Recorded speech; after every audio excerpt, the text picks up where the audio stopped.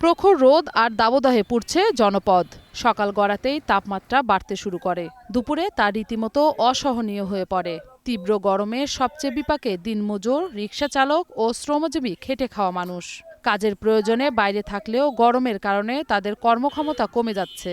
লোক তো নাই, এই রোদে মনে করেন যাত্রী পাওয়া যায় না, আর বাসা যাতে মনে করেন বিশ্রাম তো করবো, কারেন্টও থাকে না। এই গরমে অনেকেই আবার একটু তৃষ্ণা মেটাতে রাস্তার পাশে থাকা অস্বাস্থ্যকর শরবত ও আখের রস পান করছেন স্বাস্থ্য ঝুঁকি নিয়ে। আমরা জানি এটা স্বাস্থ্যসম্মত না, তাও আমরা তৃষ্ণা মিটারের জন্য এটা কিনে খাচ্ছি। প্রচণ্ড গরমে রাস্তাঘাট অনেকটাই ফাঁকা, প্রয়োজনে ঘর থেকে বের হচ্ছেন না অনেকেই। ফলে আয় কমেছে রাস্তার পাশে থাকা দোকানি, রাইড শেয়ারিং সহ পরিবহন খাতের সাথে জড়িত শ্রমিকদের। আর রোজগার মনে করেন এই সারাদিনে 2টি হয়, ভাগ্যক্রম কারো 3টি হয়। একদমই দেখেন স্ট্যান্ড শূন্য, আমরা 11টা সে বসে রয়েছি, যাত্রী নাই। এই অবস্থায় রাস্তাঘাটে লোকজন আসে কম, বেচা কেনাও কম।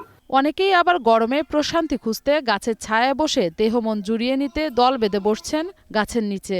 আমাদের মনে হচ্ছে যে এখানে একটু প্রাকৃতিক পরিবেশ আছে, একটু খোলামেলা বাতাস খেলে যে ক্লান্তিটা, এখানে বসে আমাদের ক্লান্তিটা দূর হচ্ছে। প্রচন্ড গরমে আমরা সবাই এখানে একটু গাছের নিচে, ছায়ার নিচে আসছি, অনেক শান্তি লাগছে এখানে। প্রচণ্ড গরমে হিট স্ট্রোক, পানি শূন্যতা ও ডায়রিয়া সহ নানা সমস্যা দেখা দিতে পারে। তাই এই সময়ে বেশি করে পানি পান করা সহ রোদ এড়িয়ে চলার পরামর্শ দিয়েছেন চিকিৎসকরা। প্রচণ্ড তাপদাহের মধ্যে সবচেয়ে রিস্কি পিপল হচ্ছে শিশুরা এবং বয়োবৃদ্ধ যারা আছেন। প্রচুর পরিমাণে পানি খাওয়া প্রয়োজন, পরিমিত পানি খাওয়া প্রয়োজন, এবং এই সময়টাতে যদি কোনো ধরনের অসুস্থতা পরিলক্ষিত হয় দ্রুত চিকিৎসকের শরণাপন্ন হওয়ার জন্য পরামর্শ রইল। আর এই সময় তরল জাতীয় খাবার বেশি করে খাওয়ার জন্য আমাদের পরামর্শ রইল।